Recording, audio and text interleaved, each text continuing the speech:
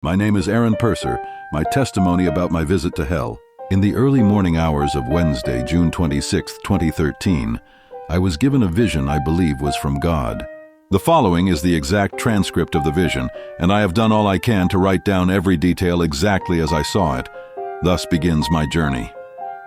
I found myself in a green field with 4 others around me.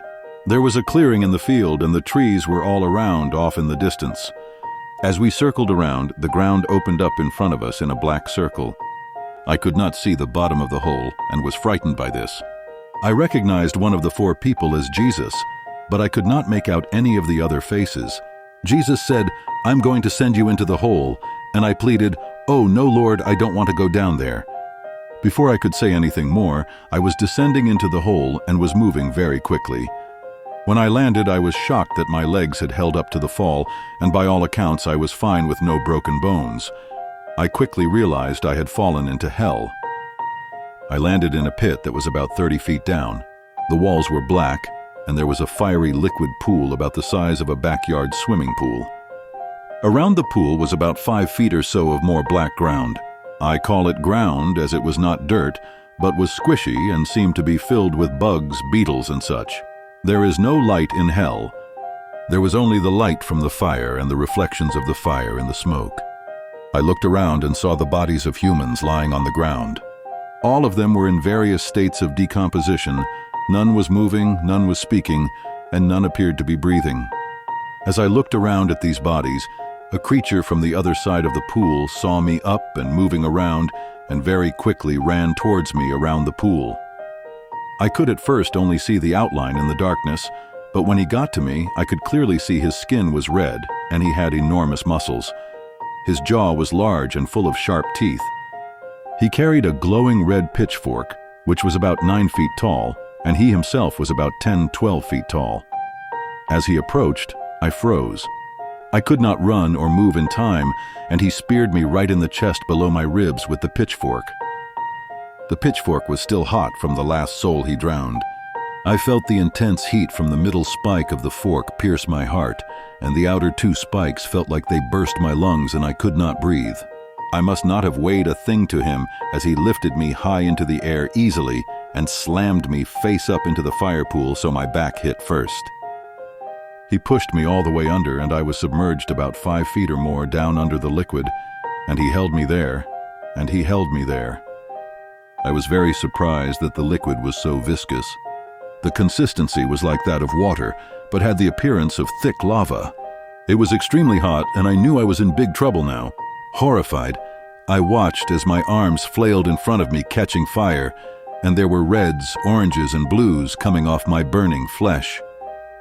I saw my feet burn off, and the muscles and tendons in my arms and legs were strung out and burning like spaghetti.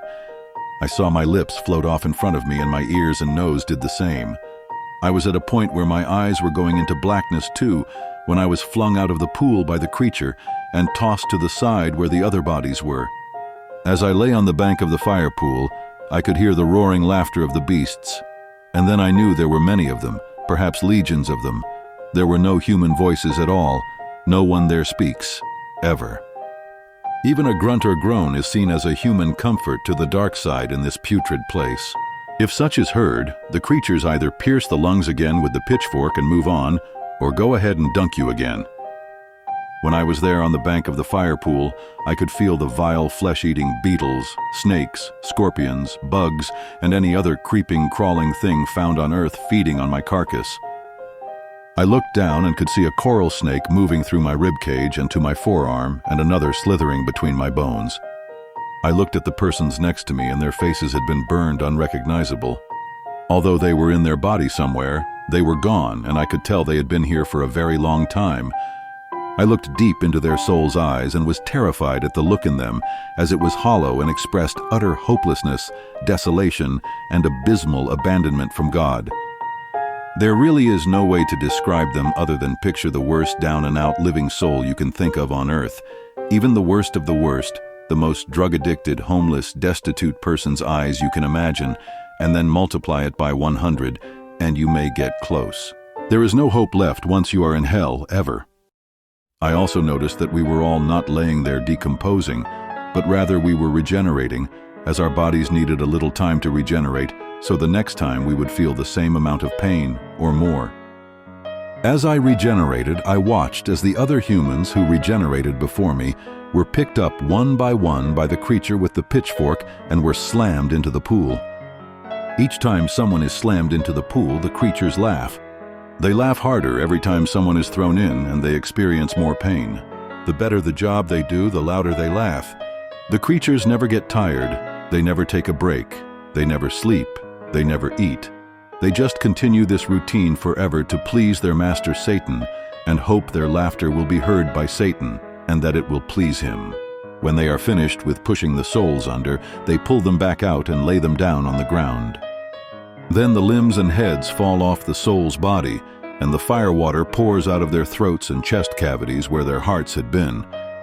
The firewater spills out of the bodies all over the banks, and sometimes pours down onto the other souls laying there regenerating. Now it had come to be my turn again, and instead of standing up like when I arrived, I was laying down on the side where I had been tossed. No one gets back up after this. They all lay there in pain and being eaten until they regenerate. Then the creature came back to me. He didn't say a word and just thrust the pitchfork into my chest again and lifted me up. I could hear my lungs sizzle and could not take a breath. This time he spun me over so I would enter head first. He slammed me into the pool, and the same occurred as I saw the burning of my arms, hands, legs, and feet in reds, oranges, and blues. I flailed around trying to get the fire to stop or to somehow save myself, to no avail. No matter how hard I tried, I just kept burning. There was no escape and no way back up to the surface until the creature pulls you out of the fiery water. I eventually stopped flailing. I was so burned, decomposed, and was pulled out of the fire pool and tossed aside to be eaten by the flesh-eating bugs again and to regenerate again. I also noticed, as you regenerate, you feel everything, all the bites, the venoms and poisons, the lava dripping on you, the diseases filling your body from the contaminated ground, everything. This whole process takes only about 10 minutes to complete, so the people there are experiencing this about 6 times an hour for eternity. Upon gathering my senses back, I knew I had to act quickly once I regenerated and try to get out of here. Somehow God allowed me to regenerate fast, and I snuck over to the wall and began to climb the wall. The wall was squishy and filled with flesh-eating bugs, spiders, disease, detritus, and every other such vile thing. It was not like dirt at all, but more like a wall of living insects all tied together. There was no slime or guts of the bugs. They were like living hollow shells. As I grabbed handfuls to climb, there was nothing cool to the touch here, anywhere. When the wall was disturbed, it made a collaborative sound of screeching and of bugs clicking together. I was terrified the creature would hear it and rip me from the wall. My hands went into the wall about to my elbow, and the same with my feet to my knees. I just frantically grabbed and pulled each handful and stepped up until I reached the top.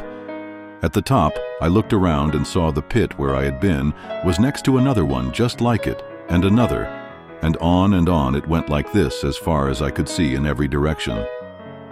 Each pit was separated by about 3 feet of the same type of living ground, which was now pulling me back down.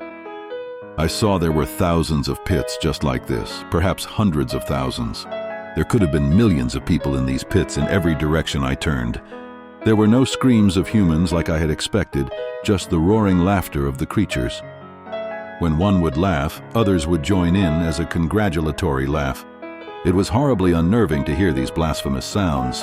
The pits were laid out as a grid, only connected by the 3 feet ground substance on all 4 sides. There were multiple volcanoes, all with massive rivers of lava coming down them. One was very close to me, so I began to run towards it, as if I could somehow get out if I just got to the top of the volcano. There is no way out, though, and the roof is thick and black from the smoke, and the only light is that of the fires, the pits, the rivers, and the tops of the volcanoes. It appeared the rivers flowed off into larger pools of fire, but it was so far and so dark it appeared as red lines out on the horizon. As I ran, I noticed a different style of a creature was flying around and dropping new arrivals into their assigned pits. These creatures were wire-like and thin.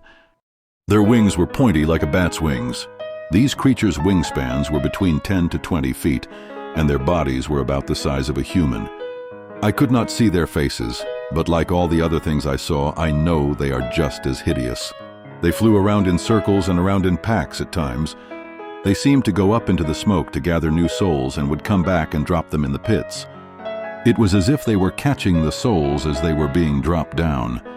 These too made hideous sounds as they dropped their souls into the pits. I paid them no mind and focused intensely on reaching the volcano. I ran as fast and as hard as I could. When I reached the base of the volcano, I was surprised at the density of the volcano, as it was hard, unlike the grounds leading up to it. It was made of rock or likely basalt. The walls of the volcano were jagged, sharp, and hot. I quickly began to ascend the wall. As I got higher up, I could see the fire pool pits numbered far greater than I could originally see. I ascended higher towards the top and I looked around again.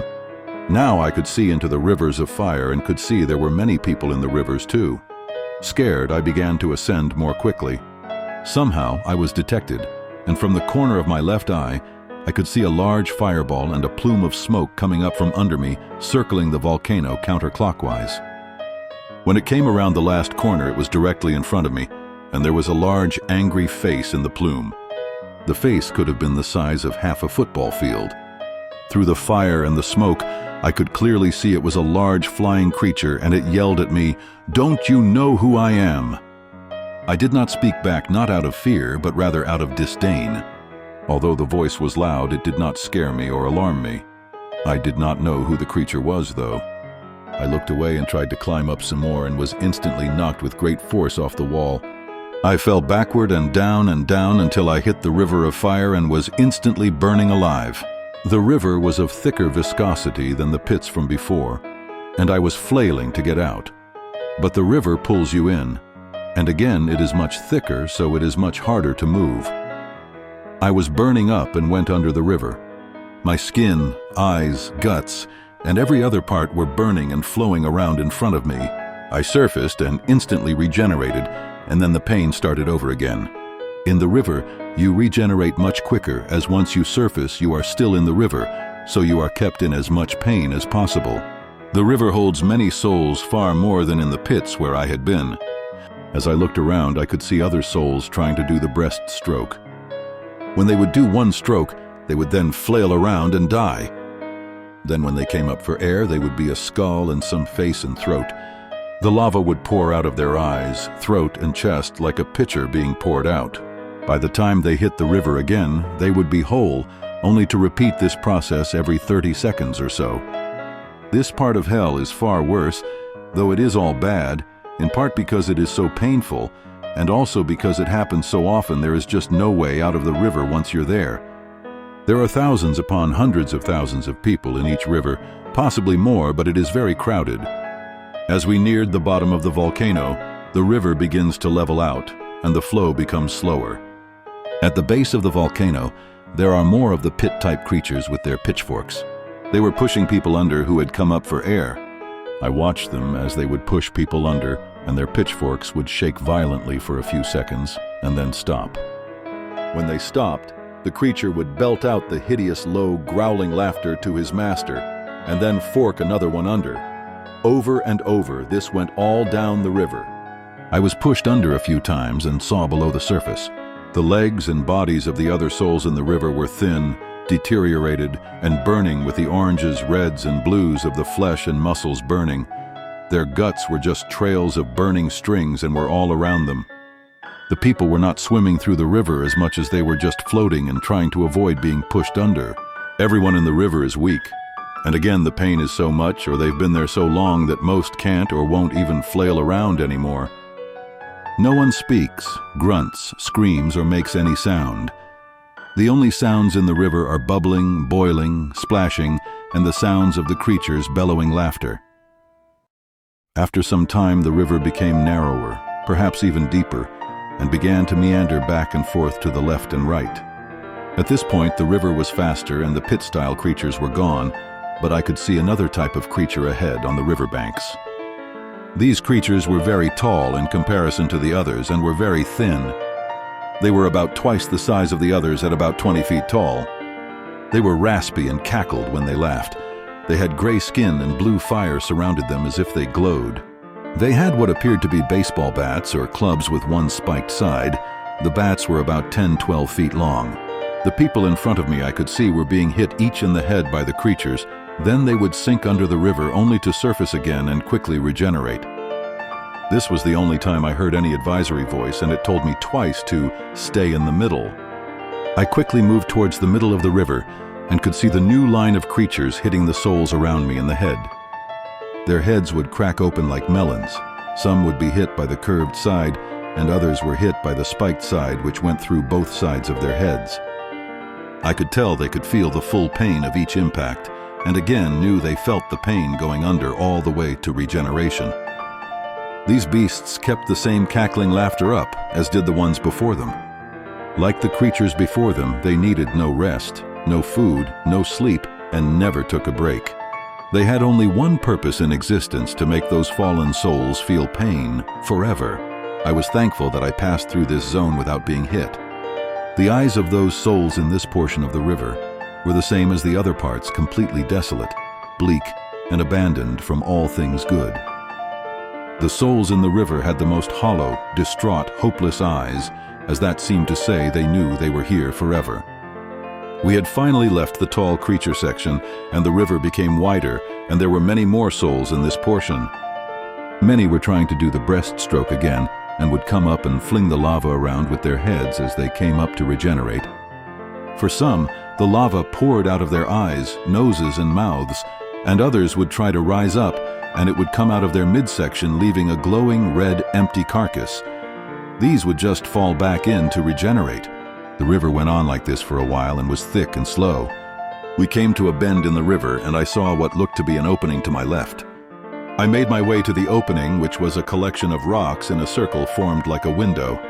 Outside the window, I could see we were high up in a cave on a mountain looking out, and I saw blue skies and green trees below. I reached out to touch the window, and when I did, the window disappeared. It was back to the blackened wall, only illuminated by the river's flow. I was then pulled from the river and found myself back at the start of the river, at the base of the volcano. I was so deeply saddened by this. It was as if part of my own soul had been left behind. I was scared now that I may not be able to get out. I went the entire course of the river again and felt all the pain over and over again as I tried to swim or exit. I went through the 10-foot-tall red creatures and was pushed under many times. I went through the 20-foot-tall burning blue-type creatures and stayed in the middle and was not hit. We got to the point in the river where it slowed way down, and I believe we were getting close to the large pool, which now seemed more like a blackened fire ocean than a pool. At this point, I could not take any more, as I had been burned up and drowned in rivers of fire for too long. I had been yelled at by a demon and watched people falling from the sky into fire pits while flying creatures snatched them up in midair. I had seen the creature torturing souls in the river and others cracking heads open. I pleaded to God, "God, please get me out of here. I don't want to be here anymore. Please, God, get me out of here." In an instant, I was out of the darkness and out of the fire river, and there was dimmed sunlight. My eyes needed to adjust, but I was on solid ground, and I tried to look around and saw Jesus was with me.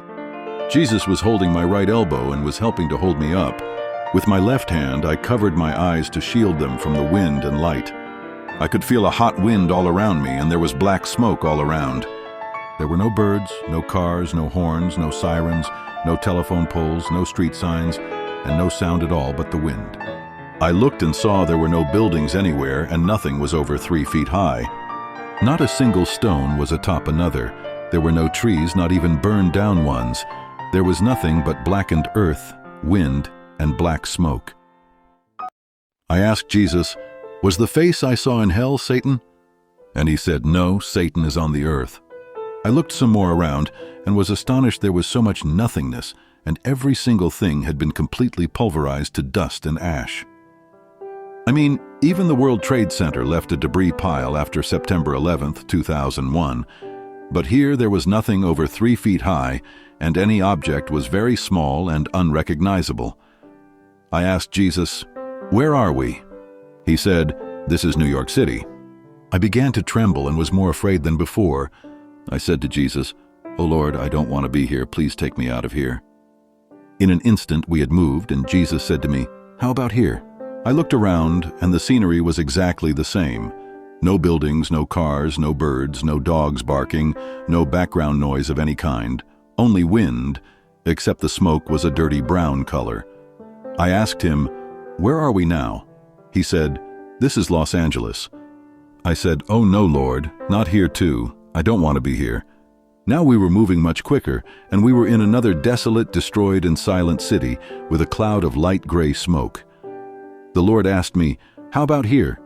I asked him, "Where is this?" Jesus said, "This is Atlanta."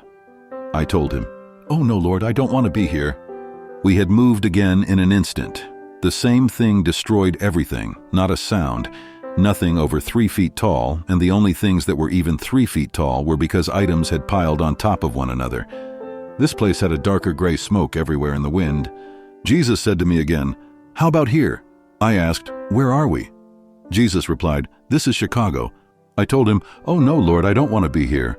We moved a final time, and again everything was gone, and the quiet was overpowering the wind. Only this time the smoke and wind were a dark bluish gray, and it was wet. Jesus said, "How about here?" I asked him, "Where are we?" Jesus said, "This is Florida." I then asked him, "Why is all of the smoke different?" He said, "It is like the sand you bring back from the beach." I then asked him, "Why are you showing this to me?" He replied, "It is because you have been chosen to tell the world, the end is nigh." I did not understand this and asked him, "You mean you're coming back at night?" He said, "No, that the end is nigh." I asked one final question, "Why is all of this happening?" This time a voice of 1,000 thunders came from the sky and all around me into my ears, spine, and soul, and said, "We have decided it so." And I was scared. My shoulders went up and touched my ears like a child in a thunderstorm.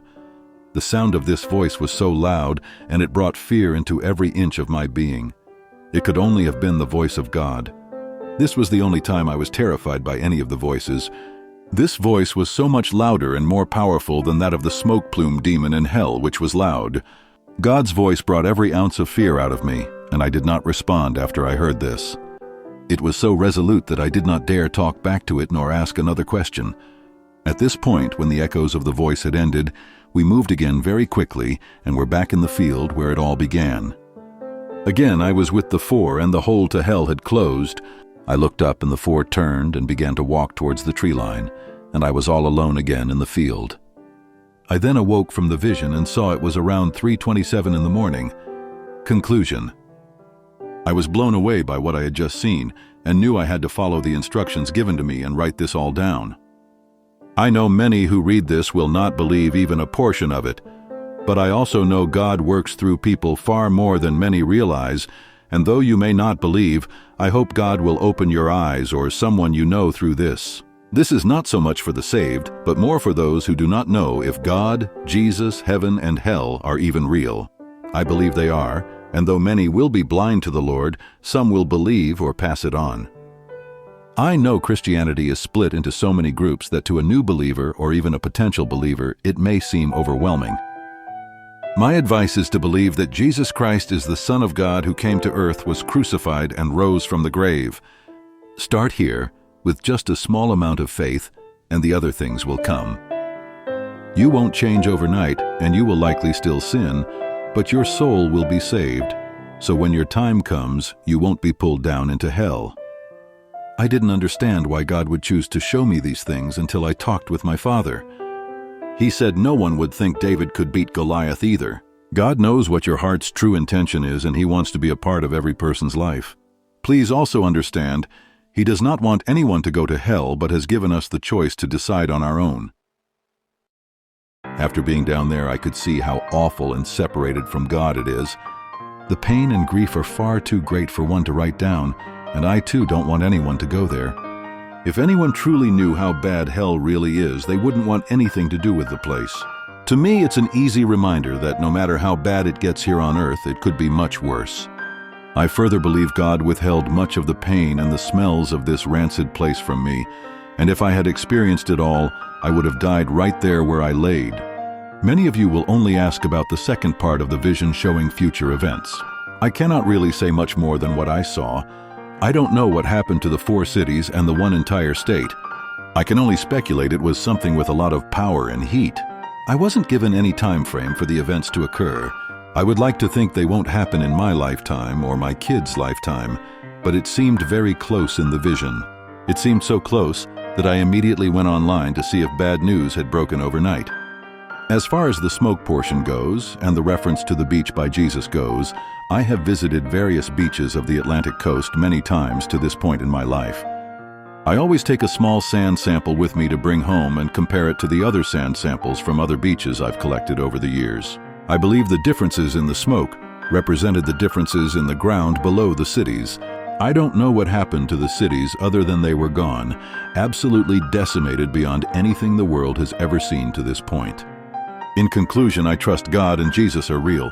When my time does come, I don't want anyone to be sad.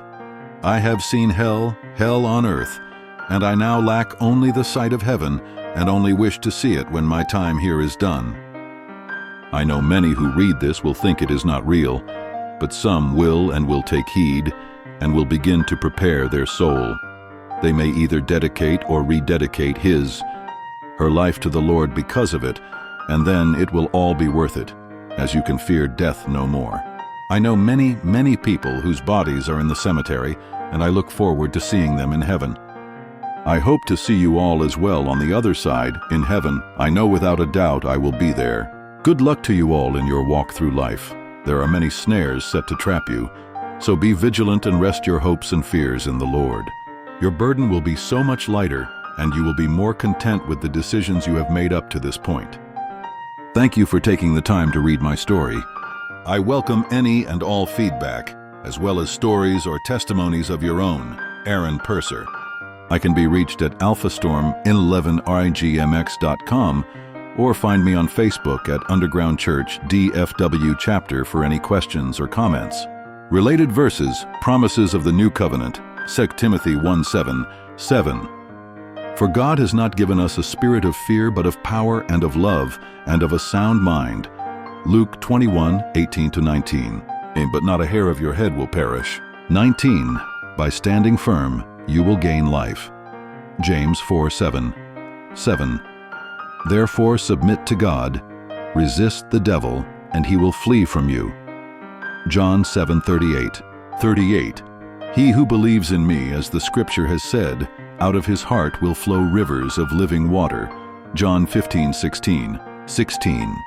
You did not choose me, but I chose you and appointed you that you should go and bear fruit, and that your fruit should remain, that whatever you ask the Father in my name, he may give you. Matthew 5:6. 6. Blessed are those who hunger and thirst for righteousness, for they shall be filled. Revelations 21:7-8. 7. He who overcomes shall inherit all things, and I will be his God, and he shall be my son. But the cowardly, unbelieving, abominable, murderers, sexually immoral, sorcerers, idolaters, and all liars shall have their part in the lake which burns with fire and brimstone, which is the second death. Revelations 22:12-13. 12. And behold, I am coming quickly, and my reward is with me to give to everyone according to his work. 13. I am the Alpha and the Omega, the beginning and the end, the first and the last. Matthew 11:28. Come to me, all you who labor and are heavily laden, and I will give you rest. Hebrews 11:6. But without faith it is impossible to please him, for he who comes to God must believe that he is, and that he is a rewarder of those who diligently seek him. Ephesians 3:20-21. 20. Now to him who is able to do exceedingly abundantly, above all that we ask or think, according to the power that works in us. 21. To him be glory in the church by Christ Jesus to all generations, forever and ever. Amen. Acts 2:21. 21. And it shall come to pass that whoever calls on the name of the Lord shall be saved. Romans 14:11. 11. For it is written, As I live, says the Lord, every knee shall bow to me, and every tongue shall confess to God. Joel 2:28 NIV. 28. And afterward, I will pour out my spirit on all people. Your sons and daughters will prophesy. Your old men will dream dreams, your young men will see visions.